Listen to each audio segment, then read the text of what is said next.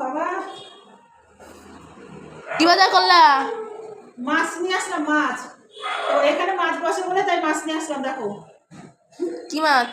মাছ নিয়ে আসলাম, লোটে মাছ। তুই লোটে মাছ করছিস, তাই জন্য লোটে মাছ আর একটা বাচ্চা ইলিশ মাছ। বাচ্চা ইলিশ। বাচ্চা ইলিশ। কত বছর বয়স হবে মাছটার? বয়সটা জানি না, বয়সটা জানতে হবে।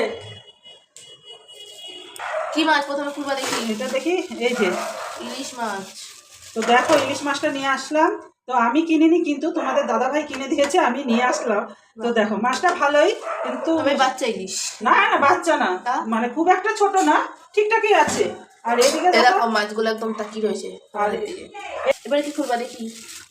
এই দেখো মেয়ে কবে থেকে লোটে মাছ করছে, দেখো। তাই আজকে নিয়েই আসলাম লোটে মাছ। লোটেগুলো দেখা একদম সাদা ধবধবা। সাদা ধবধবা।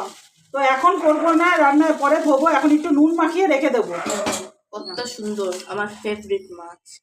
তো আজকে এই দু রকমের মাছ রান্না হবে। আর তরকারি কেটেছি, তার চোকলাগুলো ফেলে দেবো, তাই দেখছি যে কত চোকলা হয়েছে। তো এগুলো এখন ব্যাগের মধ্যে ঢুকিয়ে দিয়েছি, কারণ এগুলো ফেলতে হবে, ফেলতে যেতে হবে।